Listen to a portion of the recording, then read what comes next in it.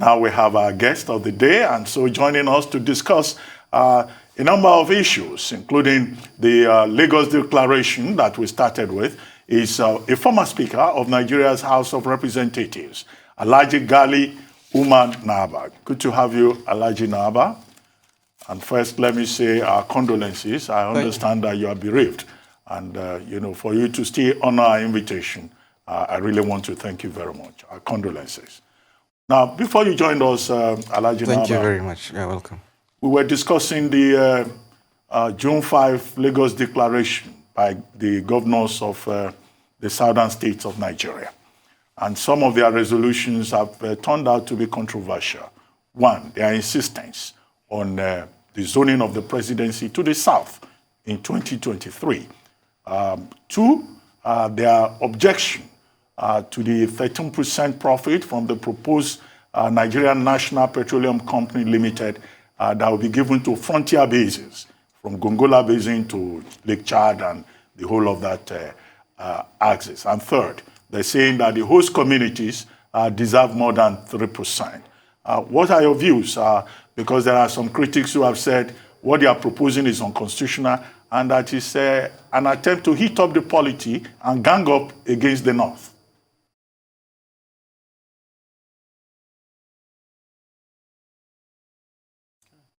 Thank you. Did you hear me? Okay, I'm hearing you now. I lost you. I lost your voice at a point. Okay, I was talking about the resolutions by the governors of the southern states of Nigeria on Monday, June 5, and the issues that they raised that have been opposed by quite a number of stakeholders, particularly from the North. I wanted your reaction to some of those points they raised. Well,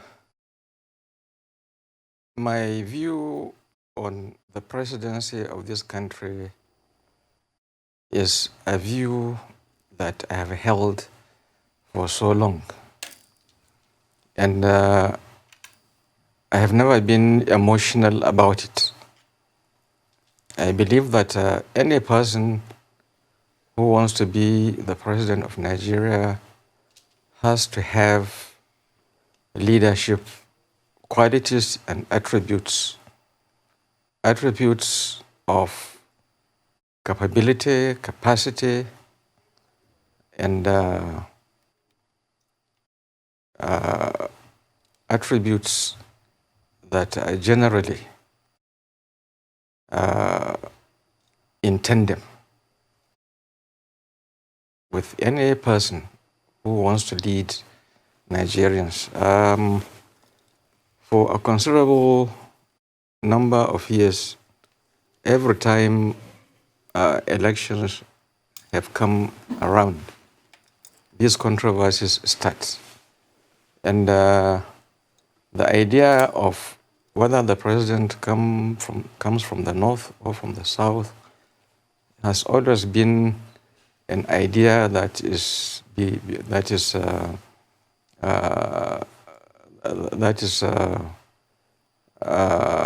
full of vested interests. We had Abiola as a presidential candidate some years back. And Abiola was elected by all sections of this country. Even though the election was nullified, it was inconclusive, but it was generally believed that he won the election. And he won many votes from the north. And I find it difficult to accept that any northerner was pressurized into voting for MQ Abiola. After the annulment, it was felt that whoever becomes the next president must come from another part, from the southern part of the country, and preferably from the southwest. And some of us believed that even though the president could come from the south, some of us felt otherwise because vested interests wanted to impose General Obasanjo on Nigerians. Eventually, they succeeded, and we felt that a politician should have been the president. Obasanjo was not a politician, and he was forced by vested interests to come and become the president of Nigeria. And all of us knew what happened. And that was a product of vested interests. And today, some governors, or all the governors in the South, have ganged up to demand that the presidency should rotate to the South or should go to the South. I believe that this affair is entirely the affair of the political parties. And I believe that there are vested interests involved in this decision, and any president that emerges, whether it is from the South or from the North, must be a Nigerian president. If these governors insist that the president is coming from the South or must come from the South, then is he going to be the president of Southern Nigeria? I don't think this augurs well for our country, for governors to begin to demand, for these kinds of things. Governors are leaders, and leaders anywhere are leaders everywhere. I think leaders should mind their language. But above all, my feeling is that the call has to do with the enormous powers that the presidency possesses. And there has always been this sharp competition over where the president comes from over the years. And I believe that that shouldn't be happening. And instead of having a very powerful federal government, power should devolve to the states. And once that is done, because the federal government had acquired so much power over the years, powers that they don't need, or powers that it doesn't need. And these powers had been the exclusive powers of the regions, and I believe that these powers should return back to the states. And I believe that this will help bring about peace in this country. And we should not forget that the presidency is just one arm of government. There are other arms of government. There is the legislature, there is the judiciary. But because we have refused to allow these institutions to grow, nobody talks about them. They are equally powerful.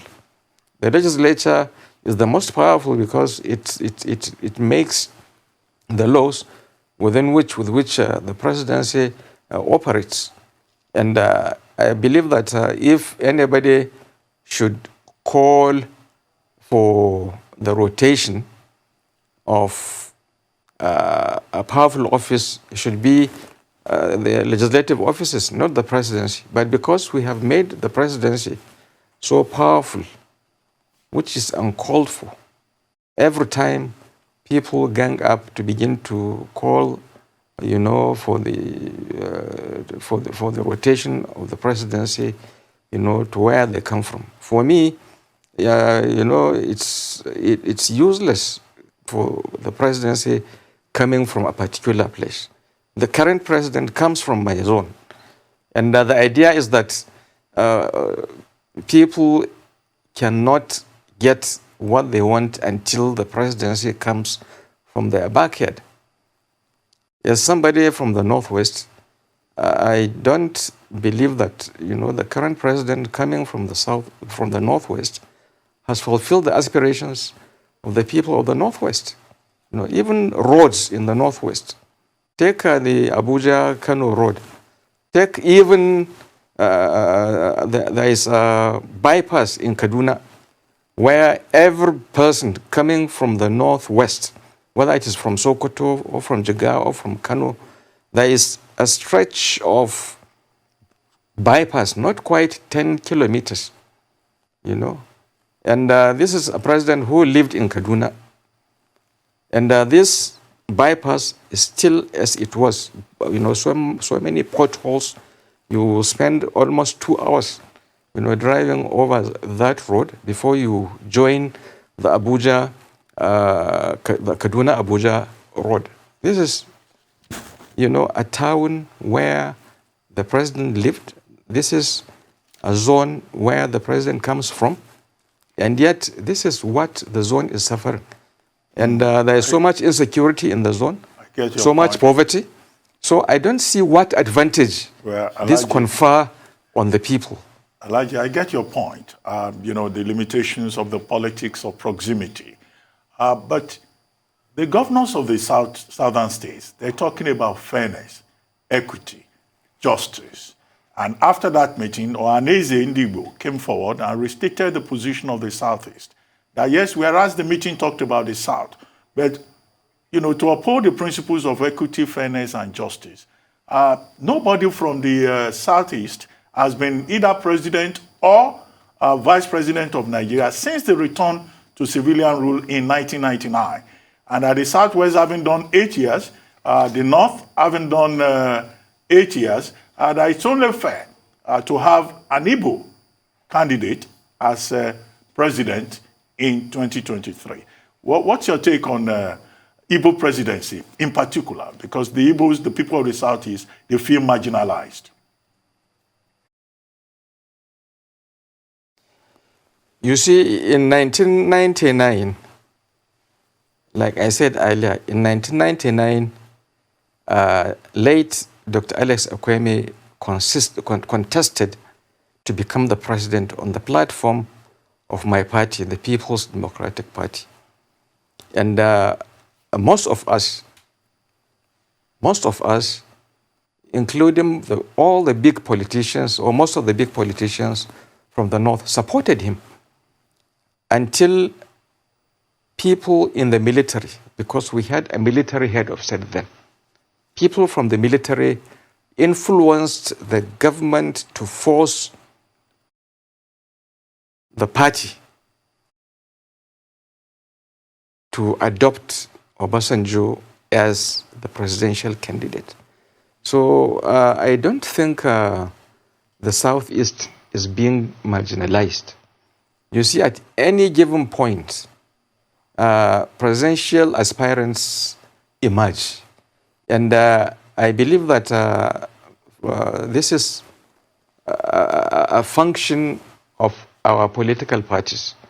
The meeting of the Southern governors was a meeting between members of the PDP and members of the APC.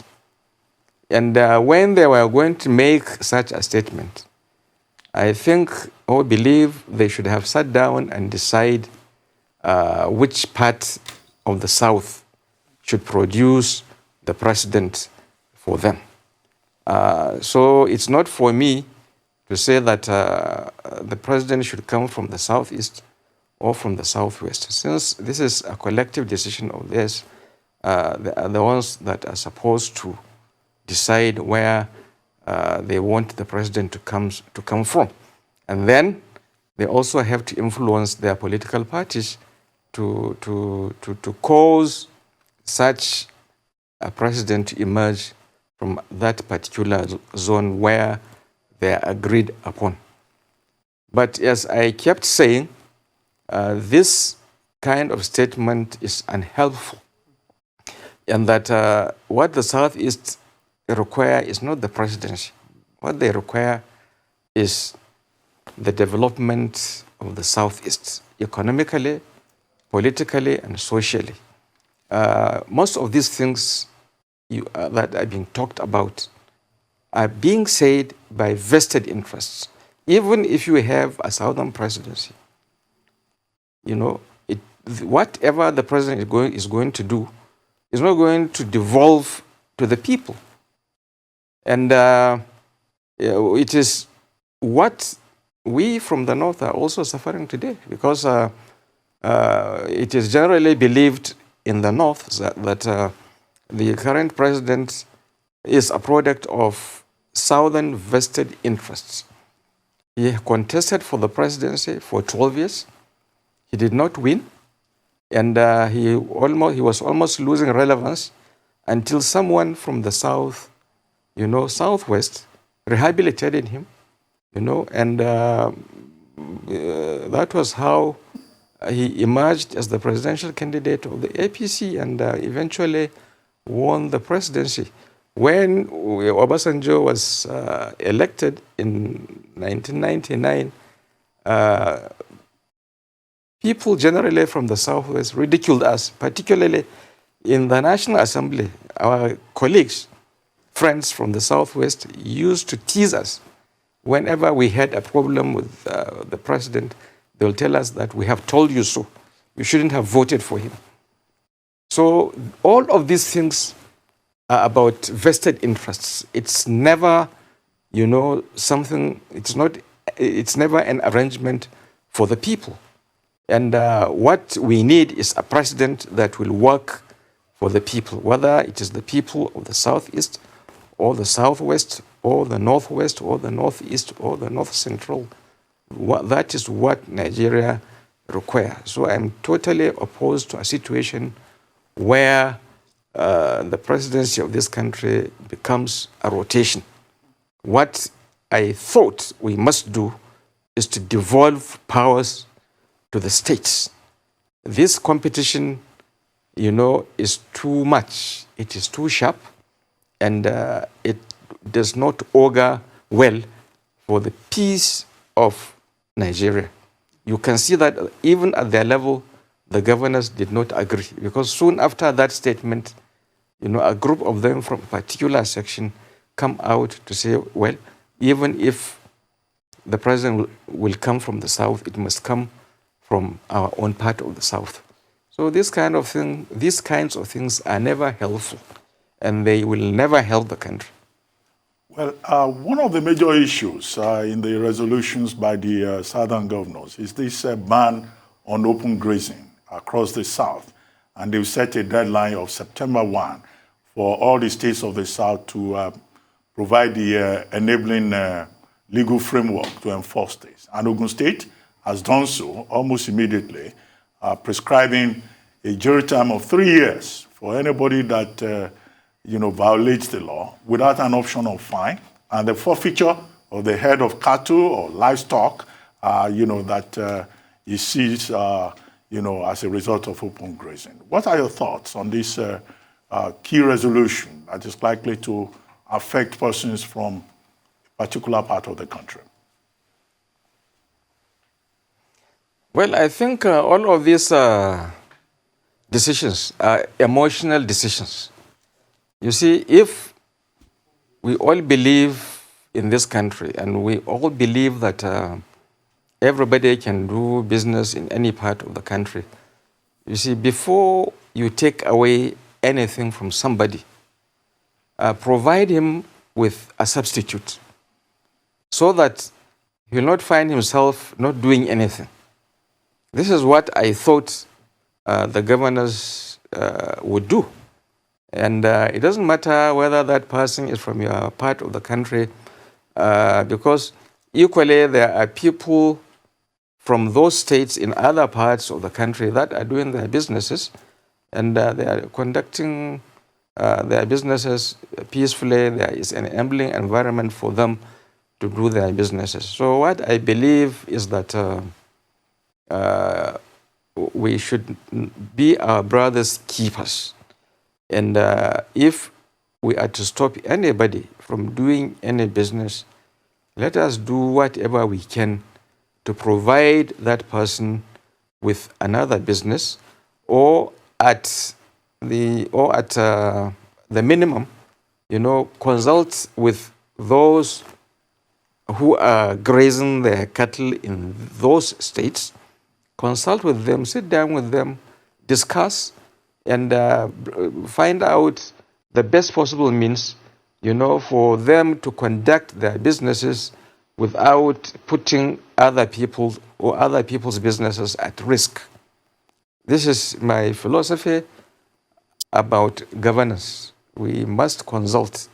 We must not deny people, their means of doing business. Instead, if we have any problem with such a business, let us, or if we have any problem with the manner in which such businesses are being carried out, let us sit down with those concerned and the best for everybody to achieve his or their objectives. This is my belief. Well, one other issue that the governors discussed is security in the country. And they were talking about governors being carried along if there is going to be any security operation by any of the security agencies in their own states. What do you think of this? But a few days after, the president, while attending a program at I think the Defense Staff College or so, made a point that government is going to adopt new tactics and ensure that state power is deployed to check the insecurity in the country. Well, what other new tactics do you think that government can come up with? Because we've been talking about security tactics now, almost on a permanent basis, and the situation just continues to get worse. School children have been abducted almost on a monthly basis, 4 times alone in the last 6 months in Kaduna State. Only this morning, we got the news of the Emir of Kajuru and members of his household also being abducted. Nobody is safe, from traditional rulers to toddlers. Well, you see, every time. Can't hear him. Hello, I can hear you. Can't hear him again. I can hear you. Okay. Okay. You see, every time we speak about security, we speak about it in terms of physical security, imposing security by force of arms and ammunition, by force of the army or the police. And we have refused to contend with the fact that there are underlying social problems that bring about these security issues. You see, in our democracy, anything has the potential to become a security problem.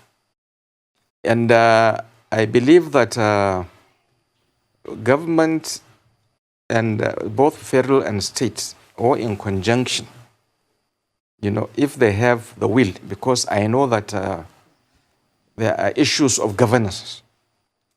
In the last 20 years, there has been no governance. Governance issues, are sidelined. And there are also issues to do with economic security and social security. Most people in this country have been marginalized. And what is happening today is that people are left to their devices by their governors, and the insecurity we are witnessing and other vices that are bedeviling the people are what the people in authority have left for the people. You find out that governors and their associates, have almost taken away every resource available, that once people are not in authority or people are not in a position to make it, they are left to their devices.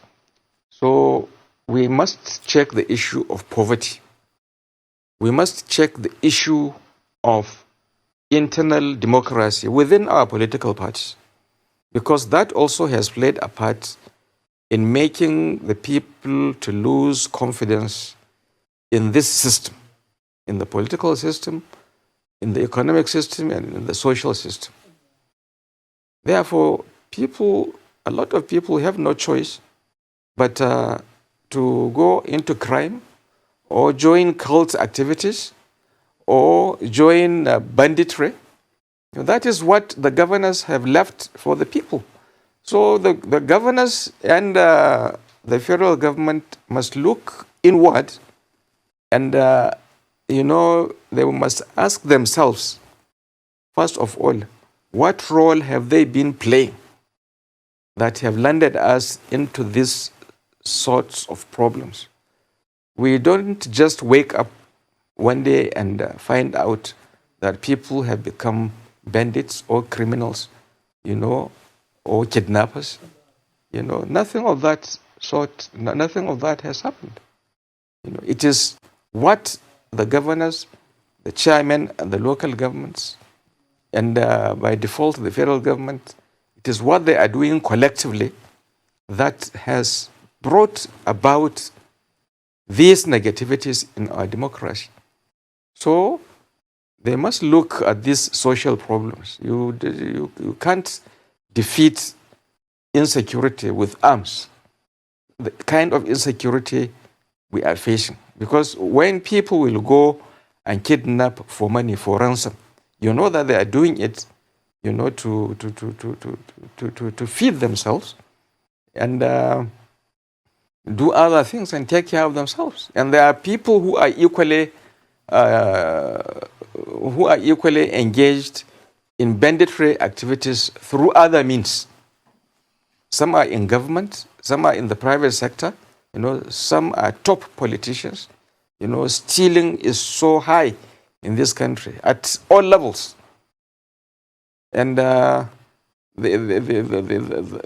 is the equivalent, the stealing that is taking place, among governmental agents, whether it is at the federal level or state level or the local government level, is the equivalent of the banditry that these bandits, are engaged in. There is no difference. So those politicians in power must look at what they are doing that is feeding, this insecurity. And they are doing a lot. Whether they accept it or not, remains for them. But this is what a lot of us believe, that they are the agents that are feeding this insecurity. And if people are taken care of, economically, socially, and politically, these problems would have been substantially taken care of. Well, let me take you back to the point you made about governance. I recall that you made this same point, I think, in May, when there was a meeting of ethnic nationalities in Abuja. And you said that it's the worst among us that are in charge of Nigerian affairs, and that's what the source of our problem. So how do we ensure, going forward, that is the worst set of persons that are prevented from ruling us, having control over our affairs? And when you talk about the worst among us, do you have some people in mind? Maybe you have specific examples. Well, yeah, you see, it's impossible for me to begin to name people, because what I have said is about the public generally. And you see, we have a democracy. And when it is said that democracy is the rule of the people, for the people, by the people, the question must also be asked, what kind of people? What kind of people should govern? And you see, the obliteration of internal democracy, because internal democracy, the role of internal democracy is that it provides for competition. And normally in a competitive atmosphere, people tend to vote for people who they are convinced will manage them well. And now we have a situation where internal democracy has been obliterated by governors from 1999 to date.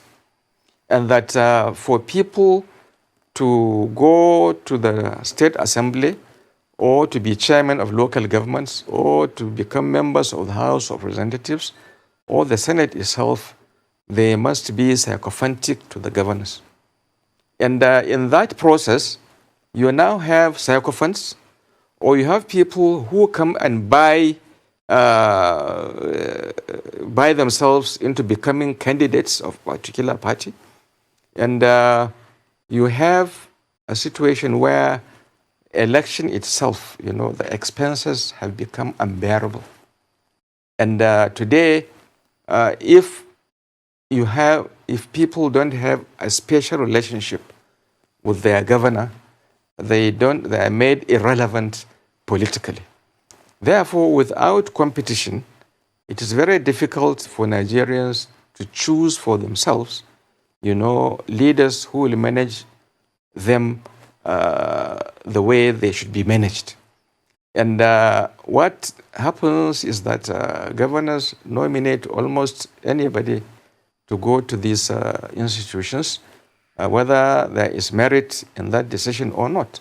What the governors are mostly after is for them to continue to control people.